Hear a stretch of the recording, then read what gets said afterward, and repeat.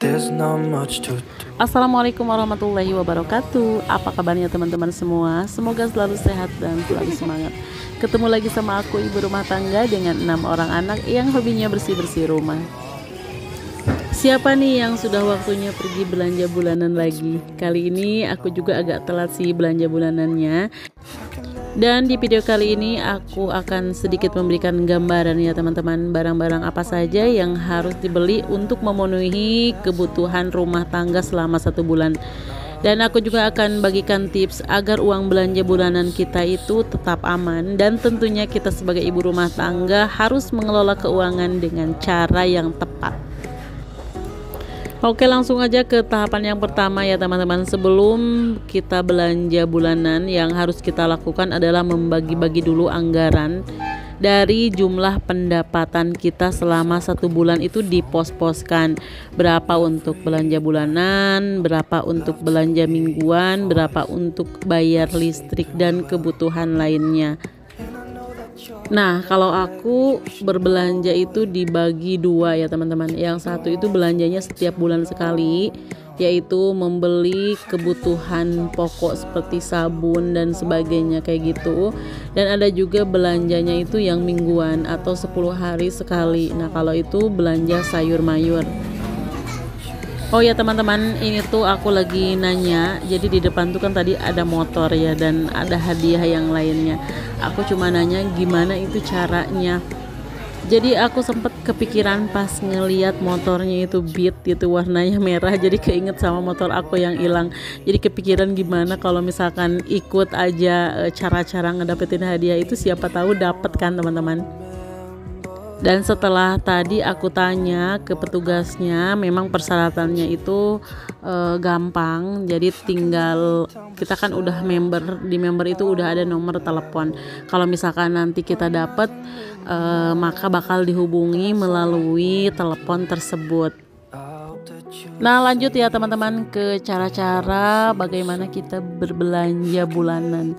Jadi setelah misalkan anggarannya kita ketahui berapa untuk belanja bulanan, misalkan jatahnya kita dapat 800.000.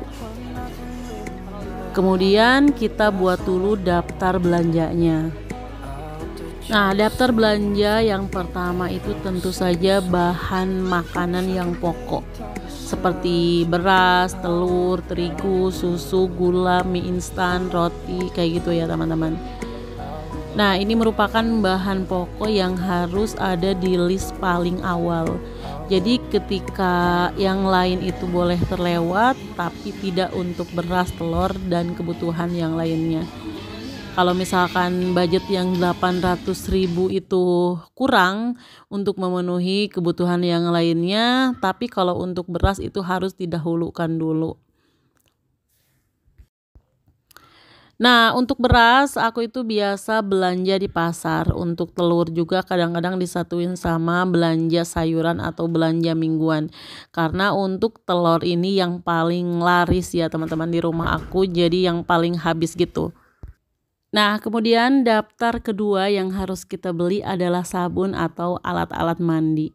Ya, sabun ini meliputi sabun mandi, itu boleh dipilih misalkan mau sabun cair atau sabun batangan. Odol, sikat gigi, sampo, sabun muka ya teman-teman. Nah, kemudian ada lagi kebutuhan kebersihan rumah. Karena rumah kita itu harus selalu terjaga kebersihannya, dan sangat penting untuk memasukkan daftar belanjaan barang-barang kebersihan. Contohnya seperti cairan untuk membersihkan lantai, ada juga misalkan sabun untuk cuci baju, cuci piring kayak gitu ya teman-teman. Nah, untuk saat ini untuk sabun deterjen aku pengen milih yang ini aja, jadi sabun cair. Di bulan ini, mulai di bulan kemarin sebenarnya, jadi aku nggak beli pewangi kayak Molto gitu ya teman-teman. Jadi satu aja, karena sekarang percuma aku pikir-pikir menggunakan Molto, kita kerja 2 kali, apalagi di mesin cuci ya, Moltonya tuh dimasukin. Nah, jadi si bajunya itu nggak lembut, nggak harum sama sekali. Jadi kayak percuma aja kita ngasih pewangi tapi bajunya kita nggak wangi. Mending aku beli sabun cair walaupun agak sedikit mahal, tapi masih seimbang lah, masih mahalan ketika misalkan menggunakan sabun bubuk ditambah lagi sama pelembut pakaian. Mending sekalian aja aku menggunakan sabun cair. Ini sabun cair yang paling enak wanginya itu yang warna pink itu ya teman-teman. Ada soft, kemudian ada yang satu lagi itu juga wanginya itu kerasa gitu. Nah, pembersih lantai, pembersih kaca, pembersih kamar mandi juga itu harus ada di dalam daftar belanjaan. Untuk mereknya bisa apa saja ya teman-teman, itu disesuaikan dengan budget kita. Kemudian mengganti kain pel misalkan atau sapu, sikat kamar mandi. Kalau misalkan sudah harus diganti, kita masukkan ke dalam daftar. Tapi tentunya itu tidak tiap bulan ya teman-teman. Kalau aku sih kalau misalkan rusak baru diganti. Udah sapu, udah ada yang rusak misalkan udah nggak enak dipakai, baru aku masukkan, aku selipin ke dalam daftar.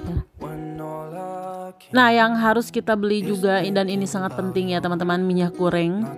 Jadi itu harus ada dalam setiap bulan, daftarnya itu harus tercantum setiap bulan. Kalau aku bisa menghabiskan minyak goreng dalam 1 bulan itu yang kemasan 2 liter bisa habis 2 kemasan atau sampai 3 kemasan. Pengennya sih lebih mengurangi minyak ya teman-teman. Tapi apalah daya, segala apa yang kita masak sepertinya membutuhkan minyak. Dan memang sudah menjadi kebiasaan kita sebagai orang Indonesia, apa-apa harus digoreng gitu. Kalau nggak digoreng tuh kayaknya kurang enak. Padahal aku sering banget nonton vlog yang orang-orang Korea atau orang-orang luar. Mereka itu masaknya sepertinya menggunakan minyaknya itu cuma sedikit, cuma tumis-tumisan, sedikit aja minyaknya, atau misalkan dipanggang. Jadi ikan itu nggak digoreng, mereka itu lebih memanggang, kemudian lebih banyak makan makanan yang sup gitu ya teman-teman, dikasih air kayak gitu. Pengen kayak gitu, tapi mungkin perlahan ya teman-teman. Kita juga harus tahu resep-resep makanan yang enak selain yang digoreng-goreng. Alhamdulillah untuk belanja hari ini banyak banget yang berbelanja di sini, hampir rame gitu ya teman-teman. Mungkin mendekati puasa, jadi pada stok. Biasanya kalau puasa itu lebih rame lagi. Padahal harga-harga kalau mau puasa itu pada naik. Tapi entah kenapa di bulan puasa itu memang bulan yang spesial. Makanan kita pun spesial di bulan Ramadan. Jadi yang kadang-kadang setiap hari kan jarang ada yang namanya sop buah. Kalau bulan puasa itu pasti sesuatu yang udah wajib kayaknya, kayak goreng-gorengan, sop buah kayak gitu. Nah, ini aku beli sabun, cuma sayangnya sabun yang aku butuhkan, sabun Lifebuoy yang seperti ini tuh nggak ada yang diskon. Ada juga sabun-sabun yang lain. Jadi aku udah enaknya sabun ini ya teman-teman. Rasanya kalau misalkan beli tapi nggak diskon tuh kayak rugi gitu teman-teman. Waktu kemarin-kemarin tuh diskonnya sampai gede banget, yang asalnya itu harga 28.000 jadi misalkan 18.000, kan lumayan, itu hampir 10 ribuan potongan harganya. Nah, di sini aku juga cari odol. Kalau odol ini ada banyak yang diskon, ada juga yang beli satu ada dapat hadiah satu. Itu juga lumayan ya. Nah, tadi setelah bahan-bahan pokok, kebutuhan dapur, kemudian alat-alat kebersihan atau sabun-sabun untuk kebersihan, sabun cuci, sabun untuk mandi. Nah, daftar yang selanjutnya yang harus ada itu adalah kosmetik. Walaupun ini bukan kebutuhan pokok, tapi sebagai istri kita juga harus bisa merawat diri ya teman-teman. Belilah kosmetik yang diperlukan, tapi ingat jangan sampai berlebihan. Jangan sampai beli kosmetik sampai kita nggak beli beras ya teman-teman. Tapi ini memang sudah menjadi rahasia umum, dan memang rata-rata perempuan kalau udah menikah nggak lagi mementingkan diri sendiri.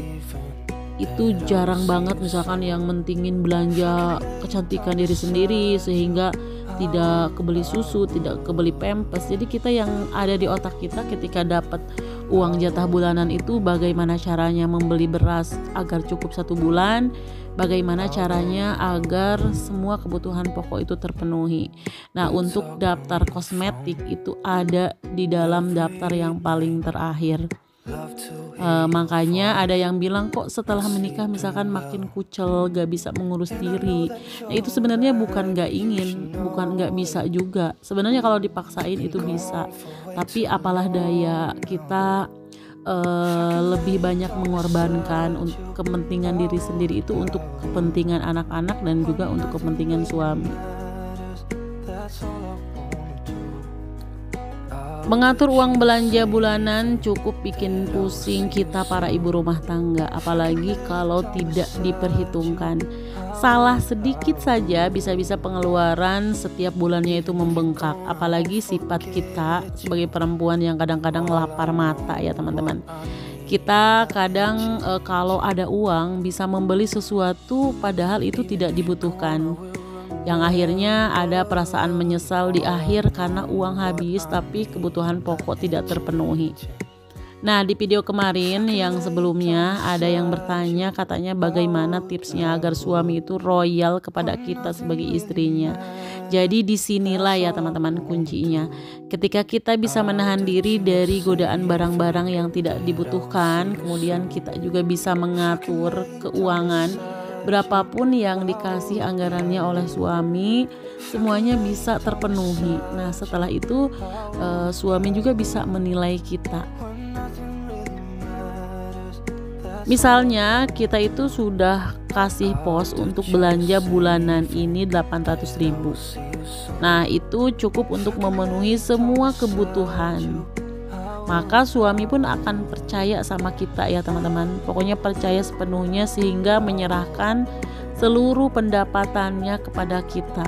Dan dia itu lebih enak sebenarnya tidak mengatur keuangan. Karena aku pikir suami itu lebih boros ya teman-teman. Istri 50.000 misalkan bisa memenuhi semua kebutuhannya dalam 1 hari, dari mulai kebutuhan makan, sabun seperti itu. Tapi uang kalau misalkan dipegang 50.000 sama suami itu paling habis untuk rokok misalkan, atau belanja kue, atau misalkan belanja yang lainnya. Pokoknya 50.000 bagi suami itu sedikit ya, kalau untuk kita bisa cukup. Nah, disitulah ketika kita bisa mengatur, insya Allah berapapun penghasilannya suami akan diserahkan ke kita. Tapi kita pun tidak bisa menuntut misalkan suami harus ngasih jatah ke kita atau nafkah ke kita itu berapa-berapa. Kita juga sesuaikanlah dengan pendapatan suami. Kita kan sebagai istrinya pasti tahu suami kita dapat uangnya berapa setiap bulan.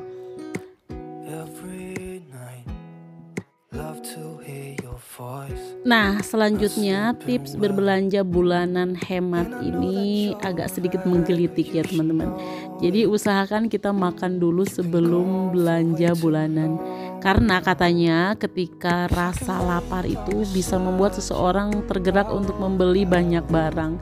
Jadi mungkin tidak terkendali ya, karena perut kita lapar sehingga pengen itu pengen ini. Jadi banyak yang kita inginkan.